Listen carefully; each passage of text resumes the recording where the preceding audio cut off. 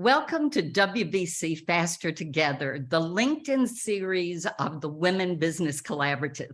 I'm your co-host, Linda Peak-Schacht. Gwen Young is away today. Today, we continue our monthly focus on leveraging the power of women's voices for change. I'm joined by the phenomenal communication and presentation expert, Mimi Bliss.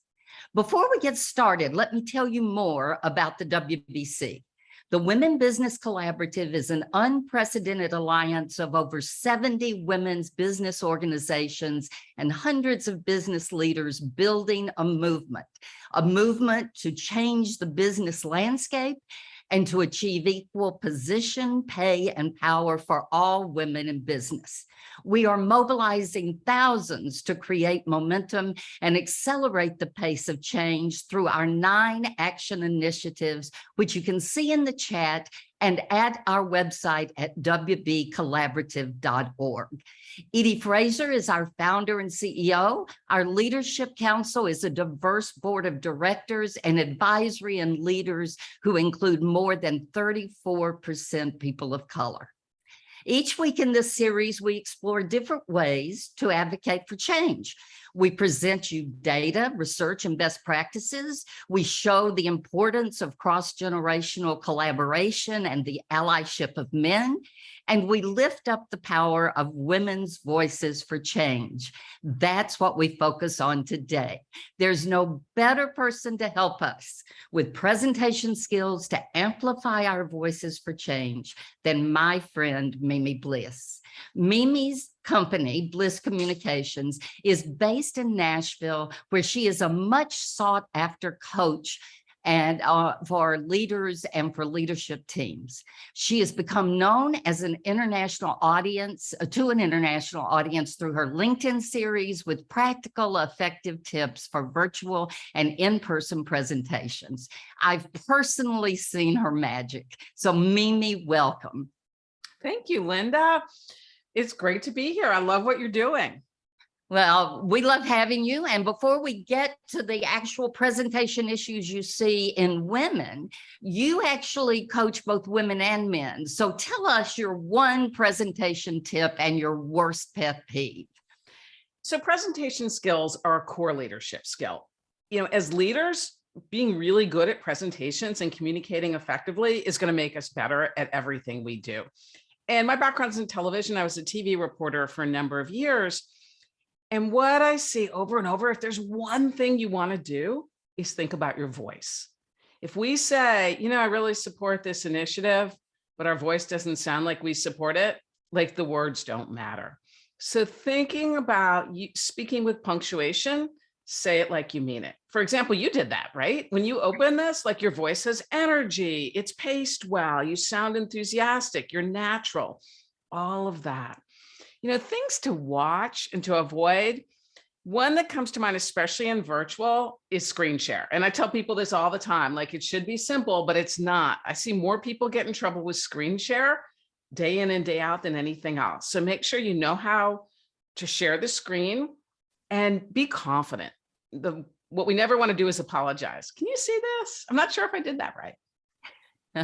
Yes. Well, as I said, you coach both men and women, but you've seen some issues, particularly in women and their presentations. So let's talk about some of those.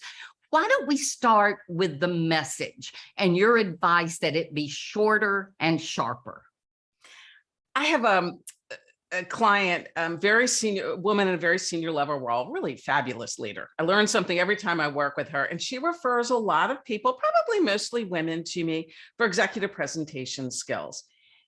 And the referral is always the same. It's like, hey, Mimi will work with you on the shorter, sharper version of presentations. And she says it in a way that's very nice, like people take it the right way. But the idea is we don't need to give an education and we don't need to get too deep into process. A core leadership skill, a characteristic of top performers is the ability to get right to the key issue. What's the point? Get right there. Give some supporting information. Like bullet points are not enough. I need to know why, but in a very intentional way. And make sure that we're connecting to the audience. Is it relevant? And If you find yourself going down the rabbit hole, the way out is always at the end, go to your ask or next step. So jump out of the rabbit hole at the end with something like, so my ask is, or my next step is, or what I need is. At short, one sentence, jump out of the rabbit hole with a next step or an ask. Love that. Always have an ask. Let's talk now about language. Words matter, and women have some problem with using words that undermine them, don't they? Yeah, you know, one of the ones, and I would say it's women and men, but I think especially with women, we want to be both approachable and authoritative. It is possible to be both. We can be authoritative without being arrogant. And so the language matters. I'm going to share my screen.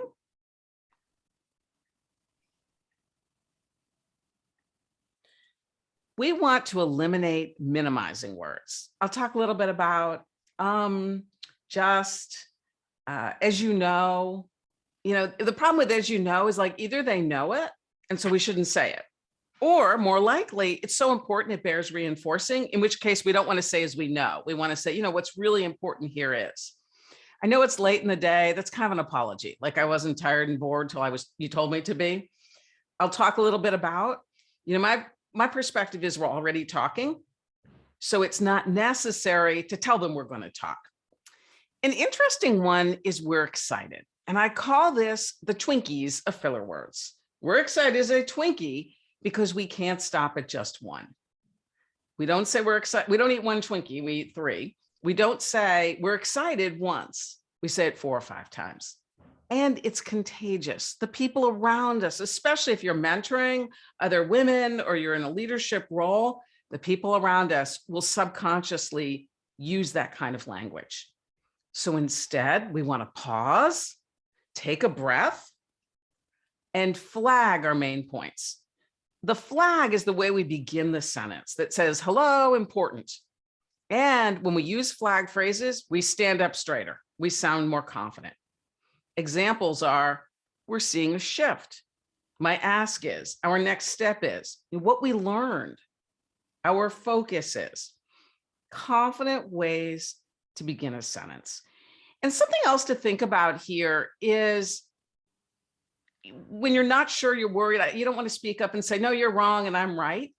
A flag phrase you can use is, from my perspective, or from a marketing perspective, or if you work in operations, from an operations perspective. So preface what you're going to say with your expertise and your perspective.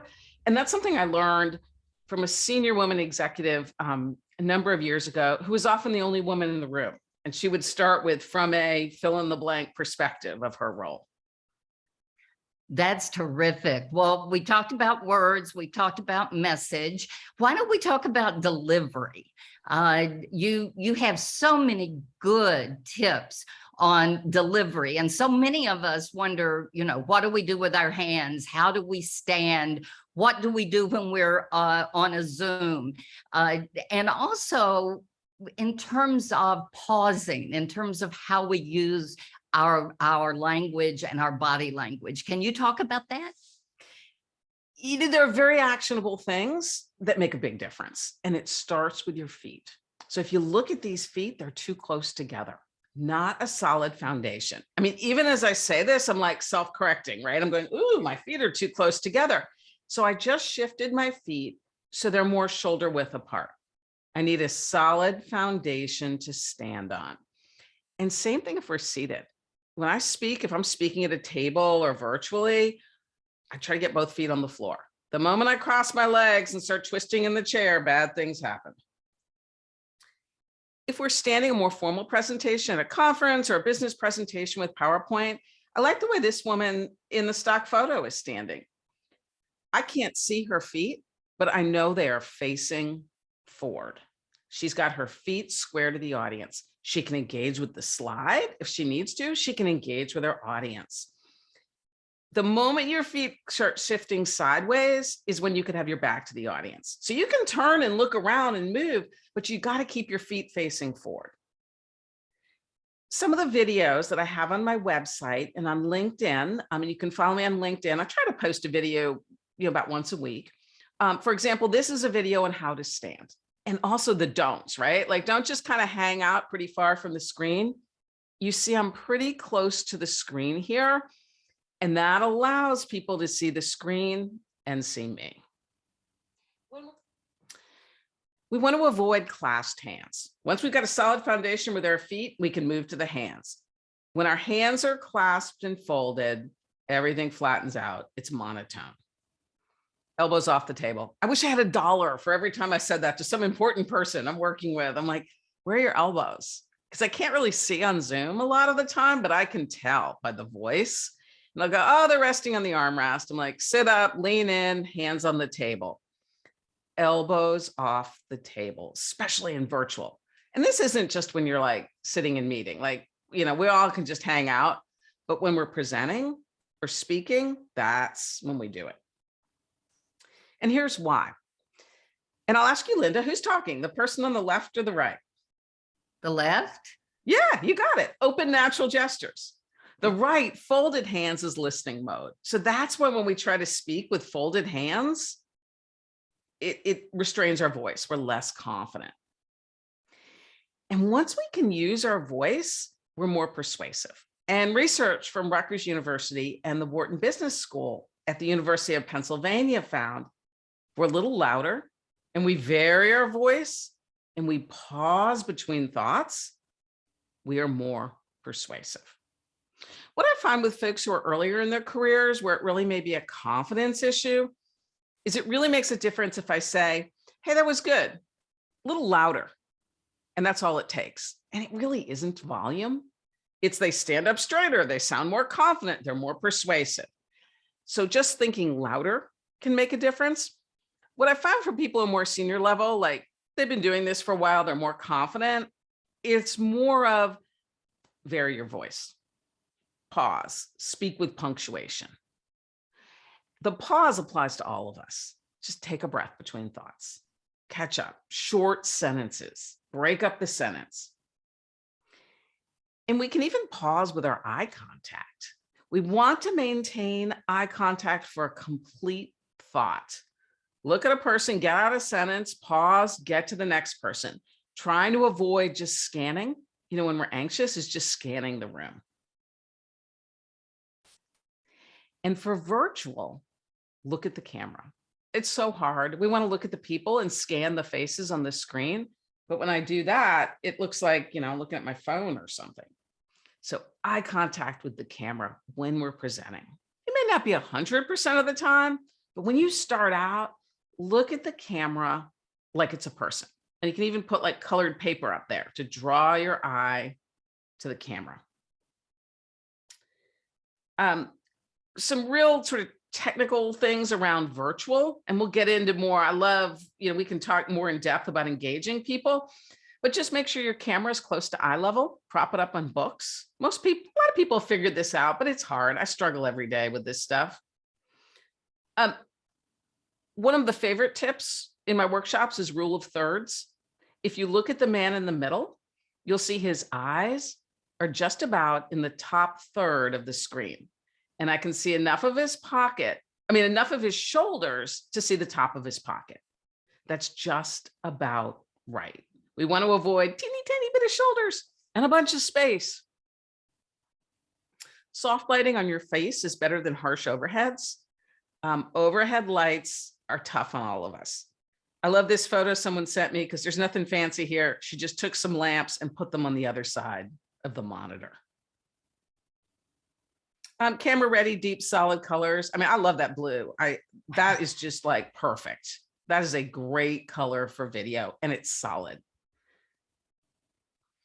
And think about too, one last thing on confidence, because sometimes people come to me and it's very general, like I lack confidence, or especially if it's a large audience and I can't see their faces. It's just remind yourself, it's about them, not you. Think about the audience perspective and what you are going to do to help them. Take the spotlight off of yourself and put it on the audience. Stop talking yourself out of doing a good job and think about the value you're bringing. Let's talk a little bit about this idea of, and you got into it a bit, being approachable and yet authoritative. particularly for women as they're trying to be persuasive? Yeah, so I think a lot of that comes down to language. When we would think, oh, I can be more approachable if I go, hey, I was just thinking, or I'm really sorry to bother you, or I know I don't know much about this. It's just a thought. We all do it. I do it. And to really think, can I be just authoritative language? Like, you know, what, in our experience or what we've learned, or a perspective we bring to this, or instead of saying, thank you for taking time out of your busy schedule, which implies they have better things to do. Thank you for making this a priority. I really appreciate it. Flipping to the positive. Let's talk a little bit more about the spotlight effect that you just mentioned. How can you remind yourself to keep the spotlight on others? Yeah, so what the spotlight effect is, it's the idea, it's research that shows we overestimate what people notice about us, right? Like we think, oh my gosh, they're all thinking I'm too young, too old, too tall, too short, too thin, too fat, whatever. I don't know what I'm doing. And we talk ourselves out of doing a good job. So instead, flip it and focus on what's the audience perspective. What are they looking for? This may be a really important person I'm presenting to. He or she is looking for my perspective. What can I tell them they don't know? And focus on that. Great. Well, let's go back. So we've looked at message, we've looked at language, we've looked at delivery. Are there some key takeaways that you would like people to be aware of as we get to the close of our program? Yeah, I think in this environment, we're doing in person, we're doing virtual, and we're doing hybrid. Like this is here to stay. So really thinking about engaging your audience, being very intentional, simply saying, hey, anyone got any questions, or interrupt me if you have a question. It doesn't work that well in person, and it really doesn't work virtually or in hybrid. So we want to block our information, really plan. If you have a presentation, get out one chunk of information, pause, and ask a very intentional question. You know, I'd like your input about the timeline, or what barriers could we face to meet this timeline? Or what is your feedback on X? The other thing I do to keep things moving, because attention spans are short, is I'd like to get, input from everyone here. So I'll ask each of you by name, because again, they don't know when to talk. It's virtual. Give me your best 20 seconds. The moment I say, give me your best 20 seconds, people get shorter. Everyone gets an opportunity to speak. You can do that with as many as 12 people. That's terrific. Any more suggestions on engaging in hybrid meetings? The way that you start them, the way that you kick off a meeting that's hybrid? I think it starts with the invitation, right? Like let folks know if you're going to make it engaging and you want people in hybrid to really engage and they'll be given that opportunity, tell them when you invite them. A, that lets them know to be on their A game and pay attention. Or B, if they're going to be in the car and they really can listen only, they can let you know. I don't have a problem with that. But I need to be clear about my expectations, and then they can let me know up front, yeah, hey, I'm just in listen only mode.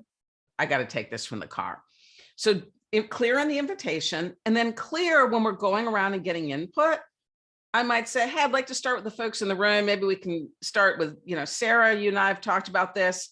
Go around the table, and then I'll go to Joe and Sue on Zoom. Give them a heads up and be clear. And what's the best way to close a meeting? Since we're about to close this out, what suggestions do you have for closing either a virtual or an in-person meeting? When in doubt, end with the next step. A short forward-looking statement. What happens next? The shorter, the better. So I would say, ooh, this is a good one. Put me on the spot. Let's see if it works. I hadn't thought about it, right? So can I just do this without pre-thinking? One short forward-looking statement. I would encourage folks to pick one thing and work on it, whether it's a pause or using your voice or shorter, sharper message. Pick one thing and work on it. And feel free to follow me on LinkedIn or check out my website, because I have more videos that I can count, and there are all just about less than a minute, and each one has a tip. That's great. Thank you so much for helping us rethink the way we use our voices to bring about change. I want to thank you as well for the work that you're doing in Nashville with leaders, and ask everyone to check you out on LinkedIn. Thanks everybody for joining us. We invite you to wbcollaborative.org to learn more about our 9 initiatives: increasing women in the C-suite and boardroom, addressing underrepresentation of women and access to capital, and advancing the pipeline of women leaders to bring gender, pay parity, and diversity, equity, and inclusion to the business landscape. And please join us here next week when Gwen Young's guest will be Gemma Toner, the founder of Tone Networks, and Maria Colacarcio, CEO of Syndio. They will discuss workplace equity and how to lift up women in the workplace. Thank you for joining us.